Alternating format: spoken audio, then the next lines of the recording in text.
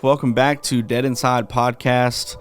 This is part 2 of Boundaries. If you missed the first part, go ahead and go back and watch it. This is just to kind of give you a little preface. This is kind of a new way that we're going to release content in between guests. Because if you know anything about trying to line up people to come in and be a guest, man, it can be difficult trying to find time in their schedules and the busyness of life. And of course, then you got people, who have things like they get sick and have family emergencies and all that kind of stuff, right? So basically what we're doing is we're trying to release episodes in between guests that are shorter in form, somewhere around the 30, 45 minutes, maybe just a little bit over that, to kind of give you something that's easily digestible and consumable. It doesn't take you 5 days to watch it, right? Like a 2.5 hour episode. Nothing wrong with those, right? I love those episodes. They've been great.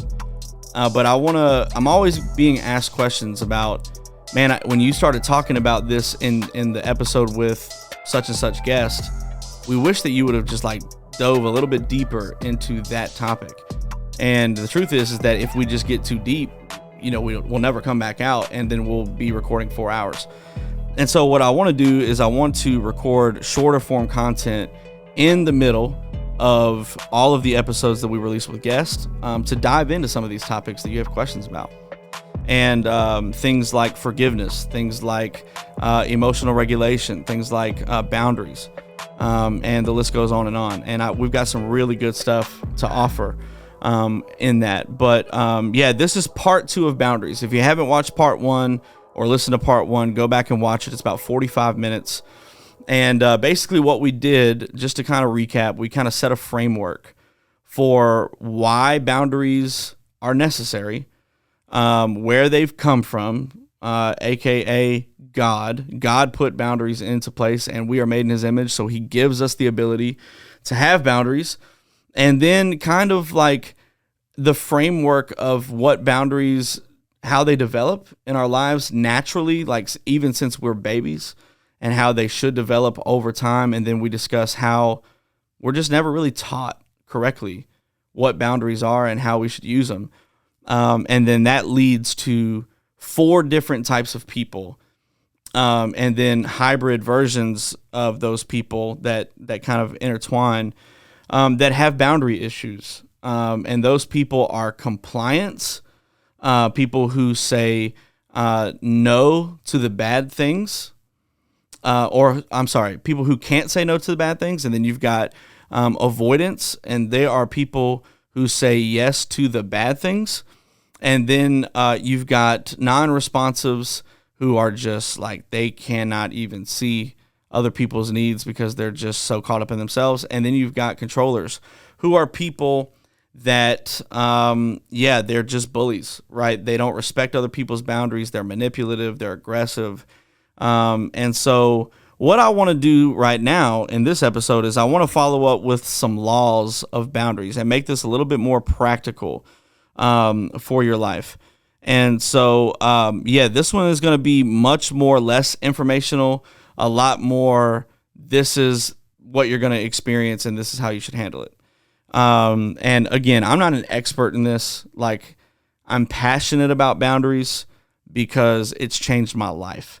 And it's changed other people around me. It's changed their lives. And so I believe that it's so valuable. But, I want you to imagine for a moment that you live on another planet. Okay, and that you are operating under an entirely different set of principles. Okay, just go with me here. I know this sounds like Star Trek or some alien movie, but just go with me here. You are on another planet. You live in a whole different culture, whole different universe, and life as you know it right now does not exist. You have no clue what it looks like. Okay, so now I want you to suppose that your planet has no gravity. Okay. It has no gravity. It has no need for money. It has no need for food. You get your energy and your fuel for your body from osmosis, right? And instead of eating and drinking, you just kind of just get it from everything around you. There's no money. There's no gravity. And then suddenly, right? I mean, this is the life that you live, right? This is what you know. This is how you're raised. This is everything that you're familiar with. And then suddenly, all of a sudden, isn't that a statement? You get kidnapped, right? Like Captain Doom from some other, planet that you're not aware of comes to your planet. He picks you up, he drugs you, puts you to sleep, and then you wake up and you find yourself, you have been transported to Earth. Okay. And when you wake up from your trip, you step out of your little hovering spacecraft and you fall onto the ground. Boom. Hit it. Hurts. Right. And you're not used to gravity because your planet didn't have it. Right. And then after kind of regaining your composure, you decide to travel around for a bit, but you don't know how to travel because you're not able to fly because there's gravity. And so now you have to learn this thing called walking, right? And after a while, you notice that you're feeling this thing called hunger and thirst, and you don't know what it is, but you just know you're feeling it, and you've never had it happen before. But luckily, you come across an earthling, right? Let's name him Jim. I don't know why his name is Jim. It's just what I felt was appropriate. His name is Jim, and Jim tells you, oh, this thing that you're describing, you're hungry, you're thirsty. You need to go to a diner, and you need to eat, and you need to drink. And they're like, so Jim says, hey, why don't you go to Jack's Diner right up the street? And you're like, what is going on, right? What is a diner? And so you follow his instructions. You go to this diner. You order some of this food that you're supposed to eat, and they get nutrients and energy from. And you don't even know how to do that, right? Like one of my favorite. All right, I know I told you I wouldn't sidetrack, but I gotta kind of give this illustration. If you've ever seen the movie Little Nicky with Adam Sandler, it's not a great movie, but it is funny, and it's about a guy that who is like Satan's son, and he's got to come to Earth to basically, like, I don't know, restore his dad's legacy. It's kind of a weird movie, but there's one scene in there where he doesn't know how to eat, and somebody's like, you should try Popeye's chicken, right? And he takes a bite of it, and there's this talking dog that is like talking to him. He's like, you're gonna open your mouth, you're gonna take a bite of the chicken. He was like, and now you're going to move your teeth up and down, and then you're going to let it slide down the back of your throat. And he's like instructing him how to eat. So like, this is you, right? You're in this diner. You're like, I have no clue what to do. And Jim, maybe he happens to follow you into the restaurant, and he goes, hey, this is how you eat. He teaches you how to eat. And all of a sudden you feel better, right? You start feeling energy. And you're like, okay, great. And then let's say the man that serves you comes over to your table and he goes, all right, that's going to be $7 for the food that I gave you. In today's economy, that's going to be $18. And you have no idea what he's talking about, right? You're like, what is dollars? What is that? And after some arguing back and forth, because you don't know what money is and you don't have any either, and after some arguing back and forth, some dudes in uniforms come and take you away to a small room with bars, and now you are in jail. What is happening? You didn't do anything wrong, right? And you didn't do any harm, but you're in jail. And I know that sounds crazy, and I know that sounds far-fetched, but for people who are raised in dysfunctional families or families where healthy boundaries aren't taught and not practiced, they have similar experiences to that of an alien. They grow up and they just do what they know. And then when life hits them, they find themselves where principles that have never been explained to them now govern their life and their relationships and their well-being. They're hurt, they're angry, and they may end up in jail, right? But they never know the principles that could have helped them operate in accordance with reality instead of against it. And so they are prisoners of their own ignorance. Because just because you haven't been taught them doesn't mean that they're not there and that they're not ruling and that they're not real. We have to know the truth, right?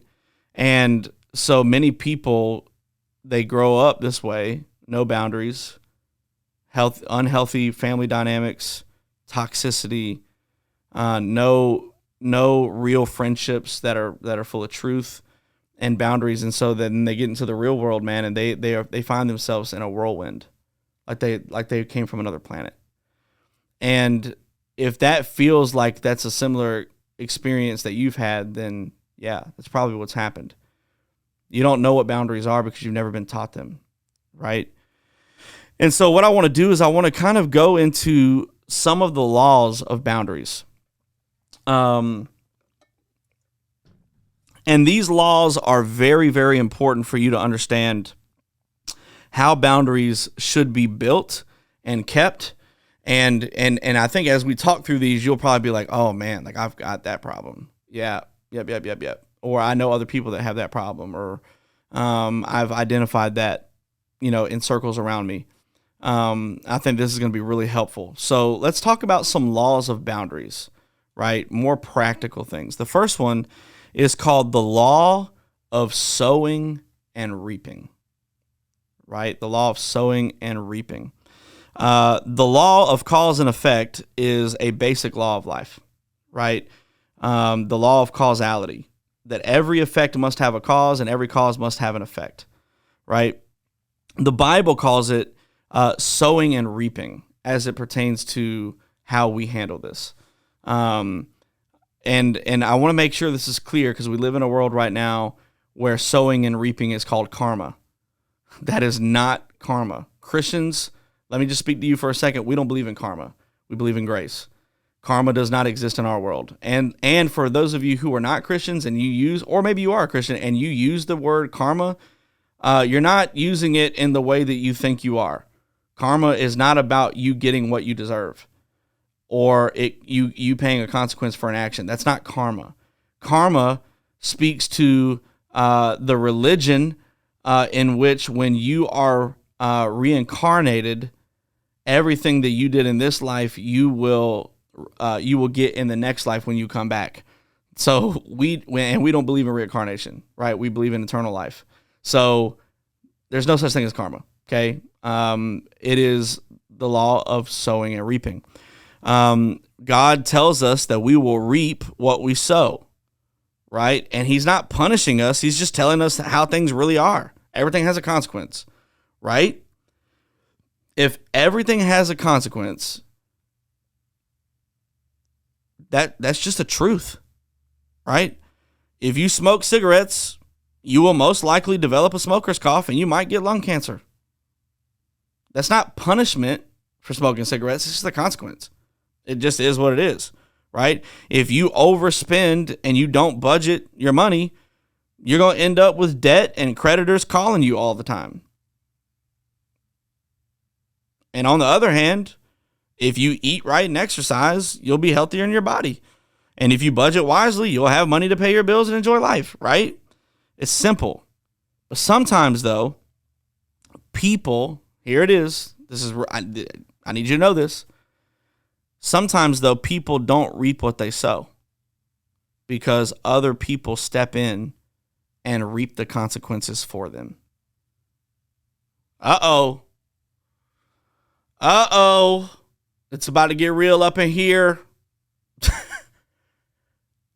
When people step in to other people's lives and they do not allow them to reap the consequences of their actions, they are harming them every single time.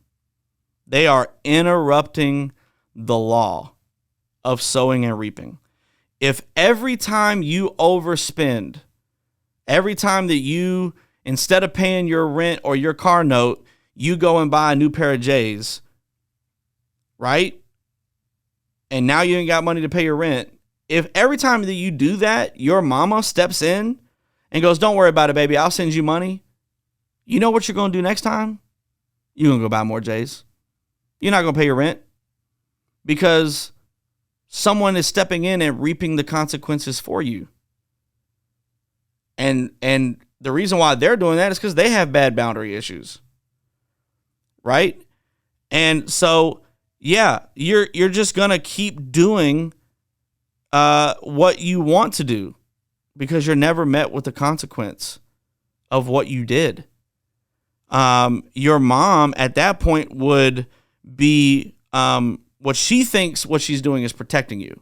What she's actually doing is enabling you, right? And we use enabling language all the time in recovery, with addictions, with self-destructive behaviors.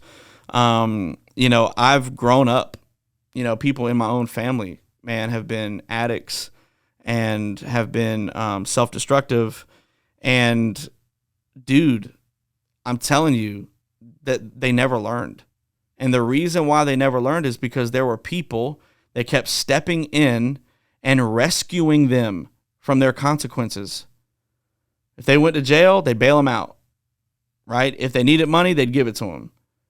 If they were, if they found themselves stranded at a crack house, 100 miles away from home with no car, yeah, we'll come and pick you up. No problem.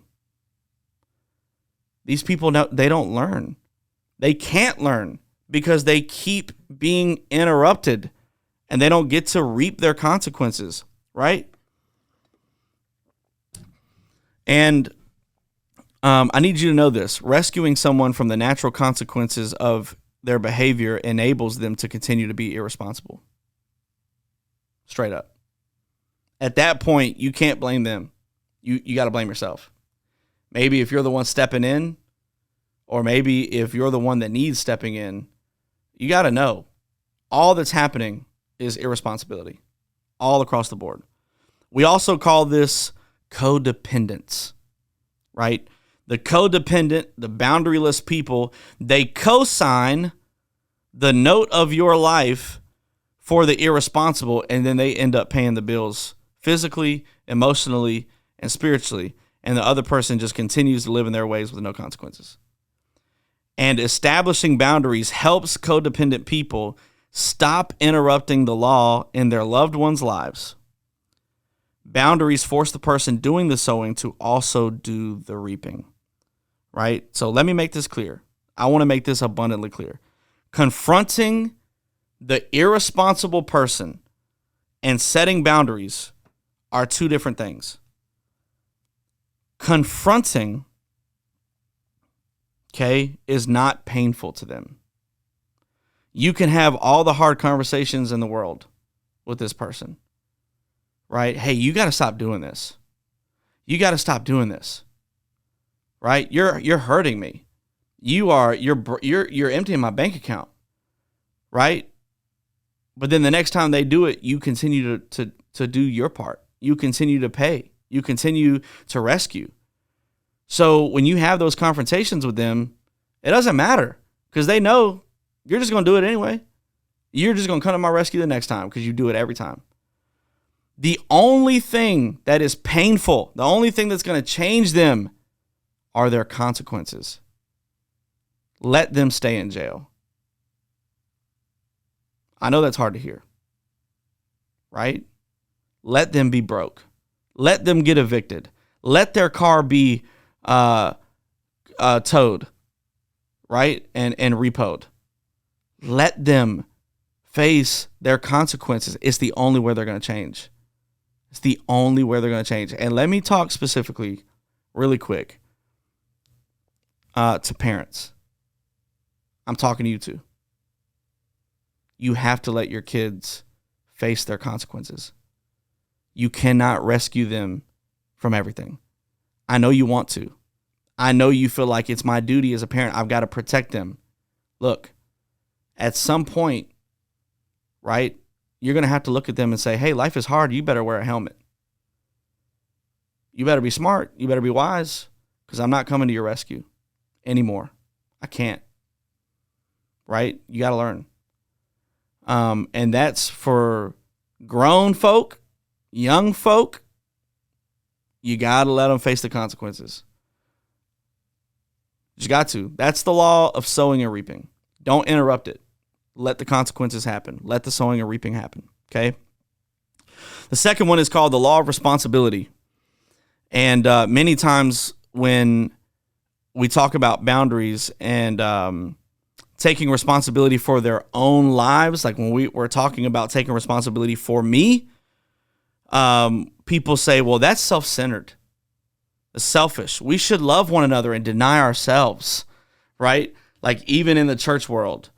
Well, when you're only thinking about yourself, that's not very loving, right? Or, yeah.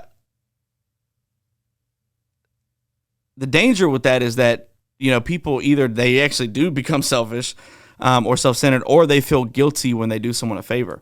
And these are unbiblical views of responsibility. The law of responsibility includes loving others, right?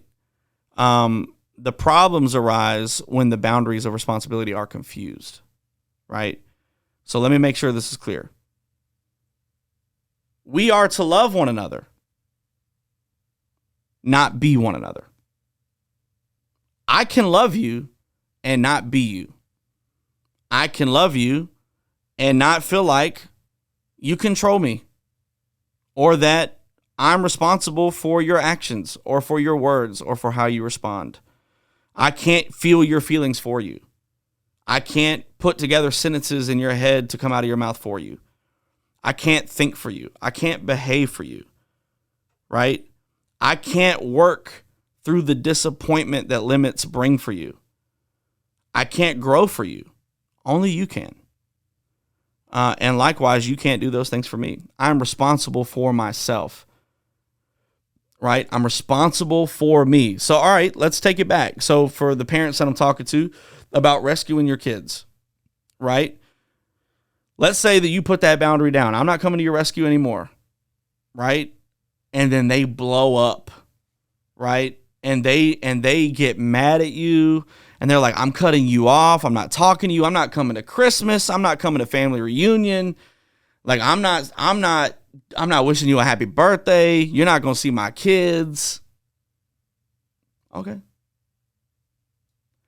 At the end of the day, you're not responsible for them. You're responsible for you. You put the boundary down. I can't rescue you anymore. I can't pay your bills anymore. I can't come to your aid every time you need it. Right? I can't. I'm not going to. This is a boundary I put in place. If they blow up, that's on them. You can't control them. How they respond is not your responsibility. You can only control you. You can only respond how you can respond. Right? The sooner that you figure that out, oh boy, dude, it opens up a whole world of possibilities and freedom for you. Right? You're just not responsible for them. That's like and even in leadership, like I operate in that way a lot. When I have a difficult conversation with someone, I put the ball in their court. Hey, this is the conversation. This is what I want to talk to you about. This is what happened. And here's what I expect. Now you do with that what you want. If you listen and you do what you need to do, great. We're good. If you can't, that's totally fine too. But you just can't be a part of this team. Or you can't be an important part of my life. And that's really difficult, right? Especially when we're talking about family. Because that's the dynamic I get questions about the most, about family. It's hard. It's very hard. But it's still true. And it's still necessary. You got to have boundaries.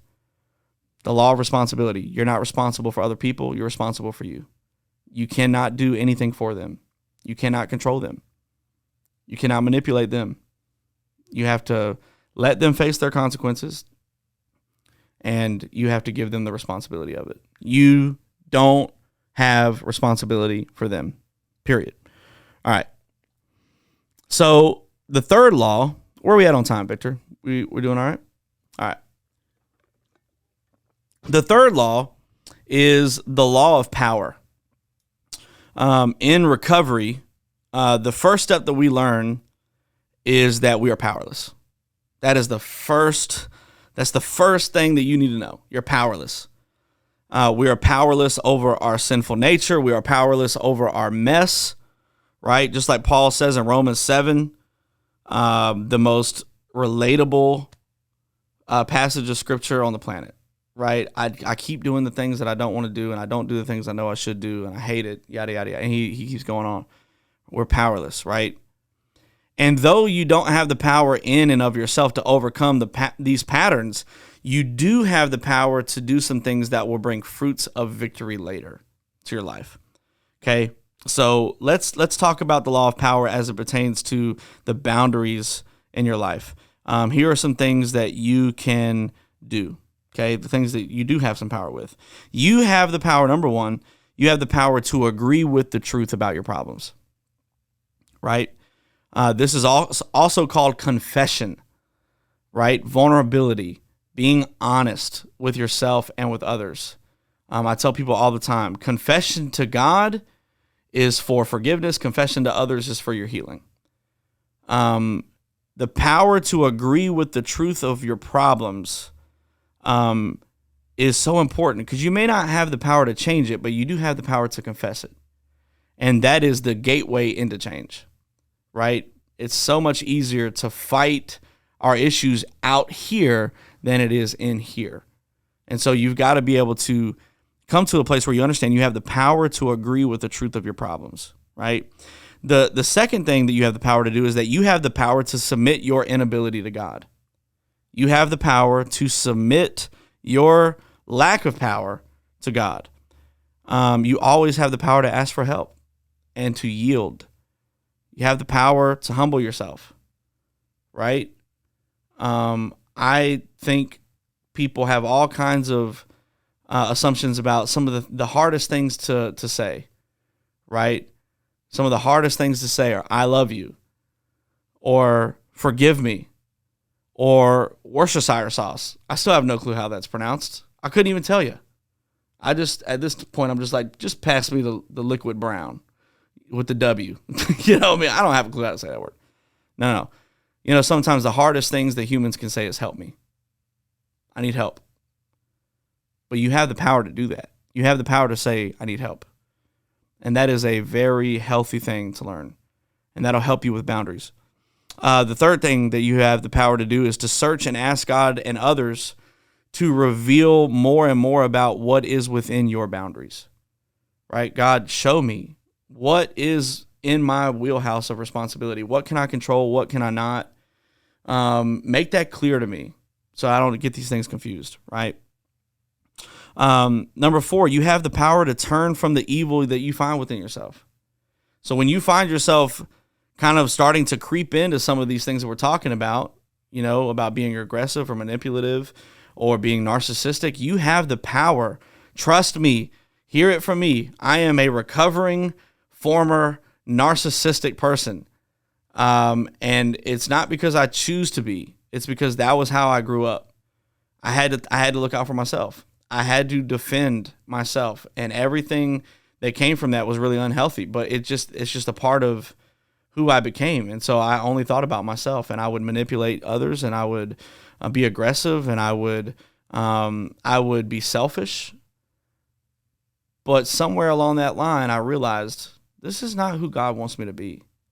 And this is not who I want to be. Not for my wife, not for the people that I lead, not for the churches that I pastor, not for my kids. I don't want to be a narcissistic person. And I turned from it. And I allowed God to show me the truth about who I was and to begin to heal that in me. You have the power within yourself to turn away from it. Are you willing to do it, though? That's the question. You also have, number 5, you have the power to humble yourself and ask God and others to help you with your developmental injuries and leftover childhood needs, right? There's so much to be explained there. You know, as adults, man, we grow older and we realize, man, I never got this as a kid, right? Like I was stunned. My growth was stunted as a child. I didn't know that this was true. I didn't know that I was seen, or that I was heard, or that I was loved, or that I was valued, or that I had what it took, or that I had strength, or that I was doing well. And then we become adults and we're like, man, I don't know how to get that. Well, you have the power within yourself to humble yourself and ask God to reparent you, or to ask God or other people to help you with some of those developmental injuries and to try to help you in those areas. You have the power to do that. And then number 6, you have the power to seek those out that you've hurt and make amends. Which, by the way, is necessary to be responsible for yourself and for your sin and for the pain that you've caused others, right? You have the power to do these things. It's the law of power. You have the power within yourself to get help and to figure out your boundaries. And I think many of you probably know that, which is why you're listening to this podcast, because you want help, right? You want tools and tips to help you figure this out. So yeah, and then on the other side of that coin, your boundaries help you define what you don't have the power over, right? Everything outside of the boundaries that we just talked about, like everything outside of that, you don't have the power to control. You can't control really anything outside of yourself. And I've had to learn that the hard way. I think I've told this story before, but I'll tell you again. One of my first meetings with John Eklund, our Recovery Alive pastor here, and he's been on the show before. He looked at me, one of our first meetings, he said, "Man, you are one of the most arrogant people I've ever met." And I was like, "Whoa, wait, like, dude, I barely know you. Like, wait a minute." He's like, "No, not in the way that you're thinking." He was like, "But you are arrogant in the fact that you have some control issues. Like, you think that you can control things that you can't control." And he asked me one question. He said, "When you go places with your wife, who drives?" I said, "Me." He said, "Why?" And I said, "Because I'm a better driver." I'm a better driver. I'm more aware of my surroundings. I'm more aware of other drivers. Like, I'm just a better driver. He was like, "Okay, so you think that you can control the outcome when you drive?" And I said, "Yeah." He said, "So what happens when you're going through a green light and a drunk driver runs their red light and T-bones you, and now you've been in a terrible accident?" You couldn't control that. You couldn't control the drunk driver. You have no control. You have no control. Right? People all the time, say things like, I'm gonna do me. I'm gonna stack bread. I'm gonna stack money, and I'm gonna save up, and I'm gonna invest, and I'm gonna do all these things. And I'm gonna control the outcome. I'm going to make my best life. And then you lose your job. Nothing you did, but you got laid off. Or the company shuts down. Or the economy tanks. Or banks won't give out loans. You can't control that. There is nothing you can do to control that. Right? We just don't have as much control as we think we do. In fact, we have a lot less control than we think we do. And so that's where the serenity prayer comes in, right? Like one of the most beautiful prayers. God, grant me the serenity to accept the things I cannot change, and the courage to change the things I can, right? And the wisdom to know the difference. In other words, God, clarify my boundaries.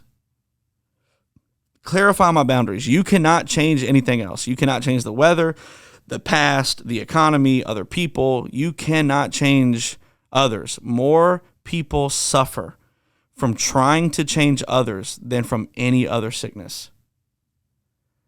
And what you can do is influence others, but there's a trick. Since you cannot change them, you must change yourself so that their destructive patterns no longer work on you. That is the law of power. Number 4, we're about halfway through. The number 4 is the law of respect. The law of respect. One word comes up again and again when I talk to people about boundaries. And that word is they. It's always they. But they won't accept me if I say no. But they will get angry if I set limits. But they won't speak to me for a week if I tell them how I really feel. We fear that others won't respect our boundaries. We focus on others and we lose clarity on ourselves.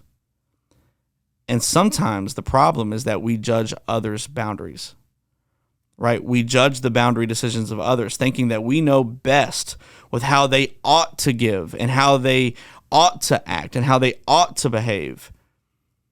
And that means usually they ought to give me the way that I want them to. They need to give to me the way that I want them to. And that's where the law of respect comes in. We need to respect the boundaries of others.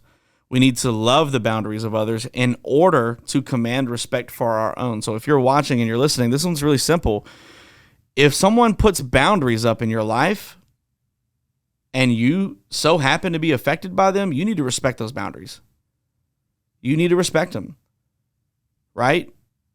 Because in the same way that they can't control you, you can't control them. And no matter how much you argue or try to guilt trip or try to manipulate, their boundaries are being put in place for a reason. And if you find yourself getting mad at their boundaries, you need to understand the reason why you're angry is because you were taking advantage of them not having any. I've said that before. Boundaries are needed, and you need to respect them. You need to respect them, and you need to respect your own. If you've put up boundaries, don't you let somebody talk you out of them. Respect your boundaries. Stand 10 toes down on the truth of why you set that boundary in the first place. The law of respect. The fifth law is the law of motivation. The law of motivation. Many things that we do and that many people do is out of a wrong motivation, right? A lot of what we do is not out of love, but out of a fear of losing love. We say yes out of fear that we would lose the love of those around us, and then they would get angry at us. And these false motives, they keep us from setting healthy boundaries. They're not the correct motives. So let me give you a few things that maybe are some wrong motivations. Number one is the fear of loss of love or abandonment, right? People who say yes and then resent saying yes because they fear the loss of someone's love. They give to get love, and then when they don't get it, they feel abandoned. Oh boy, you're just setting yourself up for failure, right? Number two, you're scared. You have a fear of other people's anger because of maybe past hurts or poor boundaries. Some people cannot stand for anyone to be mad at them. Yeah, right? You know people like this. Maybe you are that person. I just hate it when people are mad at me, right? I hate it when people are mad at me. I hate letting people down. I hate going to a place where I know that someone's upset, right? It's a bad motivation. It's the wrong motive. I'll explain it here in a second. The fear of loneliness, right? Some people give in to others because they feel like they will win love and end their loneliness, right? That's why I tell teenagers all the time. It's so funny. I'll tell them, all y'all girls, man, y'all are looking for knights in shining armor, but you end up with losers wrapped in tinfoil because you just want to not be alone. You just want not to be alone. And then dudes, y'all are chasing baddies, but they're bad ideas for you, and you settle down because you just don't want to be alone, right? And you look at all these unhealthy patterns, all these red flags, all of these no-nos that you know are there, but you ignore them because you have a terrible boundary when it comes to loneliness. You just don't want to be lonely. You just don't want to be lonely. And I'm going to tell you something right now. I would rather be lonely and healthy than to be surrounded by people who are terrible for me.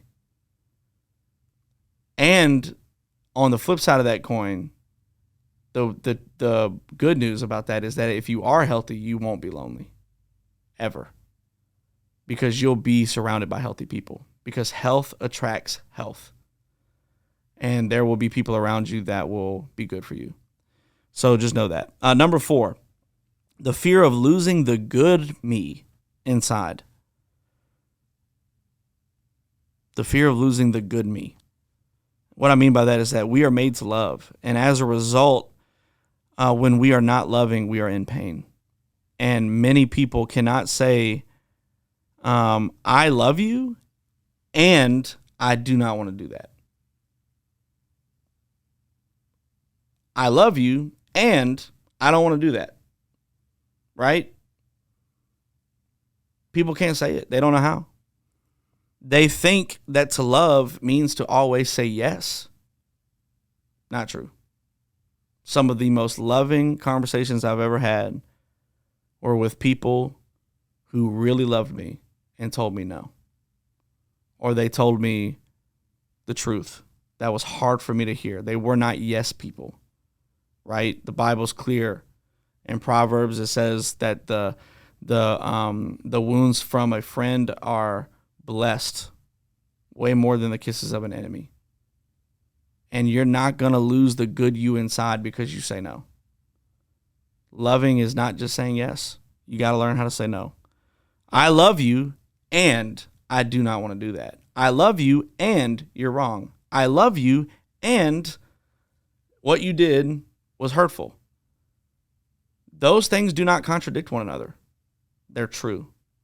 I can love you and tell you that, yeah, I got to put a boundary in place, right? Number 5 is guilt, right? When these people say no, they feel bad, and so they just keep trying to earn a sense of goodness. So they say yes to everything. Here's one that's interesting. Here's a motive that's wrong: payback. Many people have received guilt messages attached. And, for example, their parents say things like, I never had it as good as you. You should feel ashamed about how good you got it.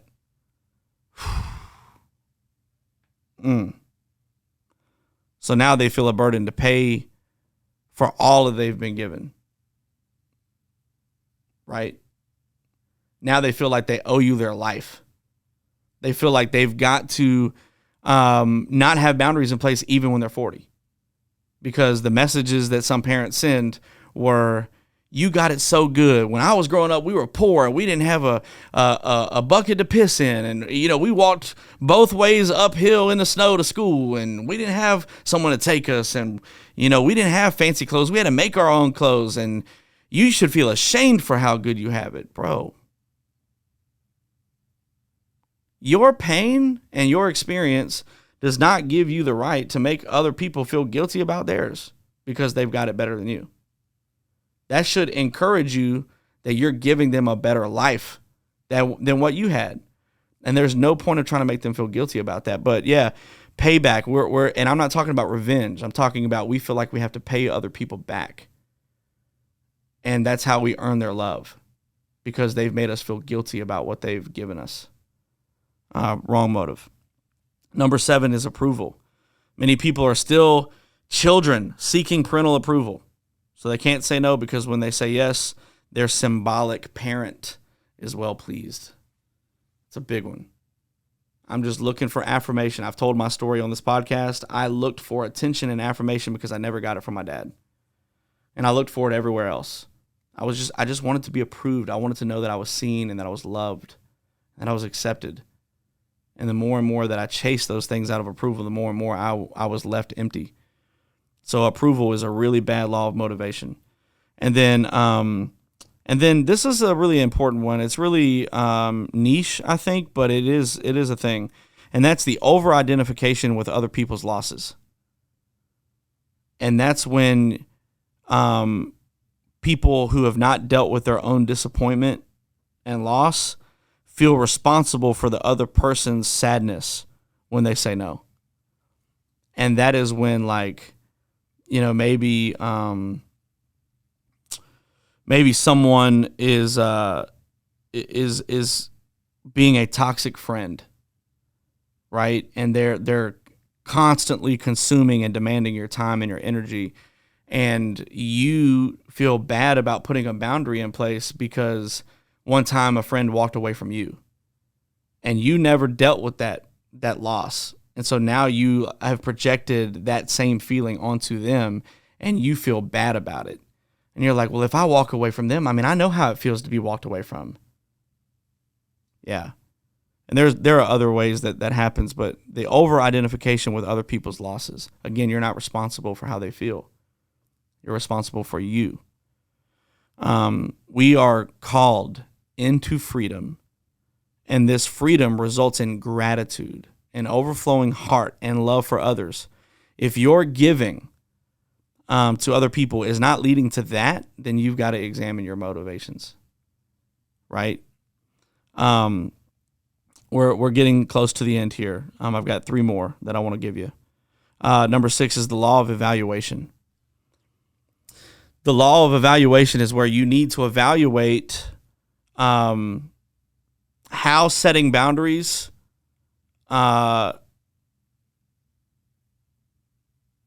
it's where you got to evaluate the effects of setting boundaries and be responsible to the other person, right? But that does not mean that you should avoid setting boundaries because someone responds with anger or with hurt, right? There will be times when you set boundaries with someone and they will respond out of anger and hurt.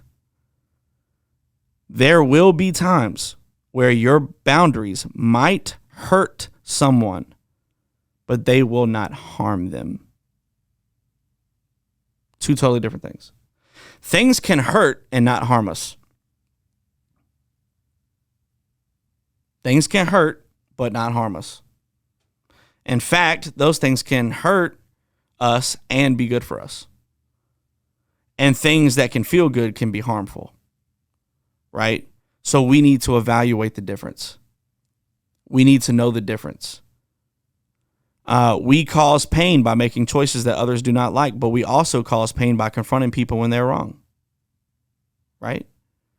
But if we do not share our anger with another, bitterness and hatred can set in. We can be honest with one another about how we are hurt, right? As iron sharpens iron, we need confrontation and truth from others to grow. Iron doesn't sharpen iron without tension, without friction, without heat, without pain. No one likes to hear negative thoughts about himself or about herself. But in the long run, it may be good for them. It may be good for you to hear it.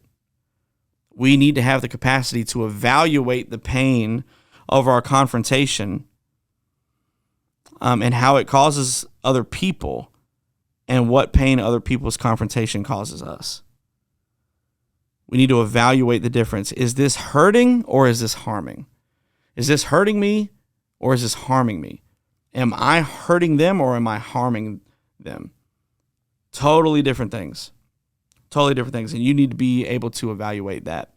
Number 7 is the law of activity. The law of activity. Human beings, we are responders and we are initiators, right? And many times we have boundary issues because we lack initiative. We lack the ability to initiate, which is the God-given ability to propel ourselves into life, right? The best boundaries are established when a child is pushing against the world naturally and the outside world sets its limits on the child, right? In this way, the aggressive child has learned limits without losing his or her spirit, right? So you, like, if a child goes outside and he sees a wasp, right? And maybe he doesn't know that a wasp is harmful, and he goes up to the wasp and he tries to catch it and the wasp stings him, right? Well, it's not going to break his spirit. It's not going to steal what's inside of him, but what it is going to do is going to teach him that you can't try to catch a wasp, right? It's just the natural boundary of nature. And our spiritual and emotional well-being depends on if we have this spirit or not, to push back, to initiate the ability to be able to learn and push against the world so that we can find the limits, right? Passive people are not evil or bad people. But evil is an active force, And passivity can become an ally of evil by not pushing against it, right? Passivity never pays off. Never. God will match our effort, but he will never do our work for us, right? That would be an invasion of our boundaries. He wants us to be assertive and active. He wants us to initiate. You cannot be passive when it comes to boundaries. Your boundaries are not going to set themselves. You're going to have to set them. You're not going to just, people are not just going to assume and line up with you. And you're not going to be able to just assume that they can read your mind, right? You've got to express what you expect. And when you don't, you are basically coming up with a premeditated resentment, expecting someone else to read your mind without telling them. And then when they don't meet your expectations or respect your boundaries, and now you're all mad. Well, it's on you. You can't be passive. You have to initiate. You have to initiate. It's the law of activity.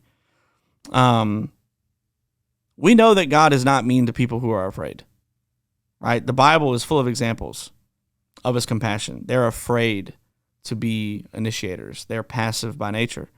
But he will, I'm telling you, he's not mean to people who are afraid, but he will not enable passivity. He just won't. The wicked and lazy servant was passive, right? He did not try. The sin that God rebukes is not trying and failing, but failing to try. God does not mind that you fail if you try. What he does not like is that you failing to try. When a baby bird is ready to hatch, if you break that shell for them, if you break the egg for them, they're going to die. Because the bird must peck its own way out of the egg into the world to develop the muscles that it takes and requires to survive outside of the egg. And so when you do it for them, right, kind of like interrupting that law of sowing and reaping, they can't develop. The aggressive workout that it takes the bird to break through the egg allows it to function in the outside world. But when it's robbed of this responsibility, it will die. And our boundaries can only be created by being active and aggressive, or we won't last. And the last thing I want to give you is the law of exposure. The law of exposure. A boundary is a property line, remember? It defines where you begin and it defines where you end. This whole thing is about why you need such a line. The whole concept of boundaries has to do with the fact that we exist in relationship. Therefore, boundaries are really about relationship and about love. That's why this law right here, the law of exposure, is the most important one. The law of exposure says that your boundaries have to be made visible to others and communicated with them in relationship. Again, many people have boundary problems because of relational fears. They fear guilt of not being liked, a loss of love, a loss of connection, a loss of approval, receiving anger, being known, and so on and so on. And these relationship problems can only be solved in relationships. Because of these fears, we often try to have secret boundaries. You cannot have secret boundaries. We withdraw quietly and passively instead of communicating, to be honest. We ignore, we give the cold shoulder, we're short, we kind of disappear a little bit, and then we secretly resent instead of telling someone that we are angry about how they have hurt us. And often we will endure the pain of someone else's irresponsibility and just instead of just telling them how their behavior affects us and others, which is information that would be helpful for their soul, right? I've got a rule in my life. If I ask you a question and I want an honest response, If I say, hey, how do you feel about this? When we had this conversation, when this happened, do you mind if I do this? Right? I know this is like a funny example, but like when I ask my wife, hey, are you cool with me going to play golf today? If she says yes, I'm going. Straight up. Right? Because both of us have enough healthy boundaries to know that your yes is your yes, your no is your no. If you don't want me to go play golf, you better tell me no. And I will respect that. I will listen to you. I'm not going to throw you toot. I'm not going to try, but babe, no. If you say, hey, I would rather you not go play today. The kids have been crazy. I need you to come home. I need some help with some laundry. I just kind of want to have like 15 minutes to myself. I want to go sit on the porch. I want to go upstairs in the bedroom and maybe you can play Uno with the kids or something, right? If she communicates that, I'm going to respect it. But if she says yes, I'm going to play golf. Now, if I get home and my wife is like, I didn't want you to go play golf and you should have known that. Oh, wait a minute. No. You can't have secret boundaries. I can't read your mind, nor am I going to try to. Right? And so all of these people are like, yeah, but you got to read between the lines. No, I need to read boundaries. I don't need to read between the lines. We are adults. I am not going to communicate with you based on lines that you need to read between. Let's be adults. Let's be mature. Let's communicate effectively and expose our boundaries so that you can respect mine and I can respect yours. If I ask you a question, hey, when this happened, did it hurt your feelings? No. Okay, cool. Well, if you come back to me in 2 weeks later, hey, you did that thing again and it hurt my feelings. I thought you said it didn't hurt your feelings. Well, I know I told you that, but I was hoping that my tone of my voice or my body language would kind of like express that I actually was hurt. Okay. Well, that's on you. That's on you. Just tell the truth the first time. I'm able to receive that. Just tell the truth. You got to make your boundaries exposed, right? You have to. Because again, if you don't, you are just premeditating resentment. Straight up. Unexpressed expectations always lead to frustration. And to be unclear is to be unkind. So that is a rule I've set up with people in my life, and they know it. And I let them know right out the gate, hey, if I'm feeling something, I'm going to tell you the truth. And if you make me feel a certain type of way, I'm going to tell you the truth. And when I ask you a question, you need to tell me the truth. Because that's how we can operate in a healthy way. Right? The only person that you are hurting by not expressing and exposing your boundaries is you. That's it. So those are the laws of boundaries. That's how they work. That's how they operate. And hopefully, hopefully you got something. Maybe you can go back and listen, take some notes, try to dissect what areas of your life maybe you have some issues with. On boundaries and how to put them into place, how to hold them, how to keep them. And maybe you're watching this or listening to this and you still have questions that are unanswered. And you're like, man, I hear all of this, but there are still situations in my life I don't know how to express or how to handle. Do me a favor. Hop on Instagram, find us on Dead Inside Pod, and send us a message. I would love to talk to you. Or if you're watching on YouTube, leave it in the comment section. How do I do this? Maybe I can do a follow-up episode just to answer questions about boundaries. I would love to do that. It would be a really cool episode to answer any questions you would have on boundaries. Would love to do that. So, fam, thank you for tuning in. Thank you for giving us the time and space to talk about something that's so important. And I would love to hear more about maybe what you want to hear about and maybe some of these short form episodes. Maybe you've got something that you really want us to dive into right now. I've really wanted to talk about boundaries. I have a plan to talk about conflict resolution, which is going to be awesome. I think that'll really help you. Forgiveness, codependency, and how to grow autonomy, healthy connection in relationships, and how to keep those and how to build those and remain in those. Also things such as like regulating emotions, also things such as grounding techniques when you're feeling anxiety or when you're feeling panic.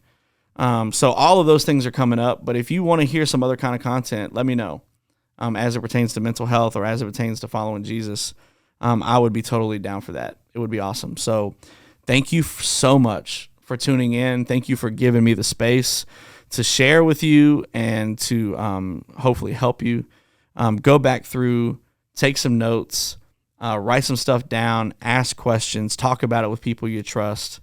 And let's build healthy boundaries, because if you want to be healthy mentally, emotionally, spiritually, and even physically, you've got to have healthy boundaries. You got to.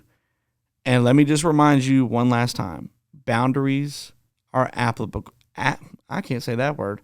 Applicable to everyone. Everyone. And if you feel that you can't put a boundary up for someone, there's a good chance that you have an unhealthy view of that person anyway. I don't care if they're your parent, grandparent, aunt, uncle, cousin, sibling, friend, pastor, coworker, boss.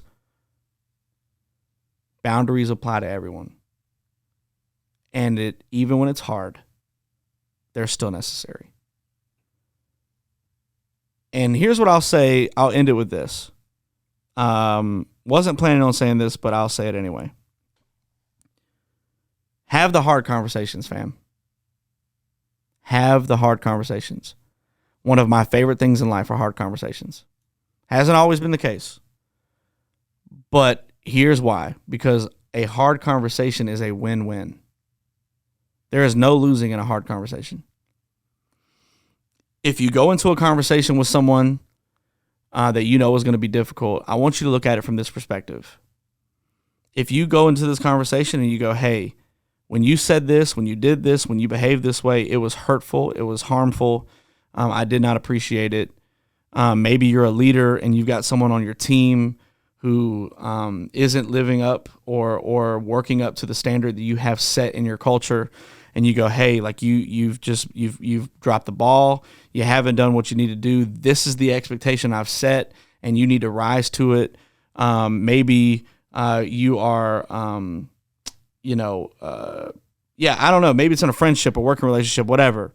Whatever hard conversation you got to have, they're win-wins. And here's why. Because when you have those conversations, then you've got one of two possibilities that thing is going to do, right? Number one, if you set the boundary and you set the standard and you go, hey, this is what I expect and this is what I need from you, and they do it, then you've gained a friend. You've gained a relationship. You've gained a good worker. You've gained a good leader. If they're willing to submit to that and work on themselves with humility, that's a win. Huge win. And it happens to me all the time, right? We've got about 45 leaders that lead with our youth ministry. And I spend just as much time developing them as I do students, because I know that it's important to make healthy leaders, right? And so they know the standard out the gate. This is what I expect of you, right? Commitment, developed life skills, commitment to the word, living above reproach, being on time, not missing out on meetings that you got to be at, right? Having a good attitude, not being selfish, being a team player, not doing anything unwise and stupid, not getting in your emotions, right? Like, and when a leader does one of those things, I always know this is going to be awesome. And other people would run from those conversations. I don't want to do that. I don't want to have that conversation. Why? It's going to go one of two ways. Because if you've got an unhealthy person in your life or on your team or in your culture or in your organization, if they're not willing to change, then they got to go anyway. Because it's not doing anything but causing cancer to your team, to your organization, to your life. They got to go. If you're not willing to change and you're just going to be unhealthy, you got to go. But if they are willing to change and willing to grow and willing to hear truth and willing to be humble and willing to meet the expectation and respect the boundaries that are put in place, then you've gained someone that is now healthy for you and healthy for your life and healthy for your organization or your team. Will it take more work? Probably. Will it take more hard conversations? Probably, but they've already proven to you that they're humble enough to receive it and grow, right? So hard conversations are win-win. Have them. Have them with your mom.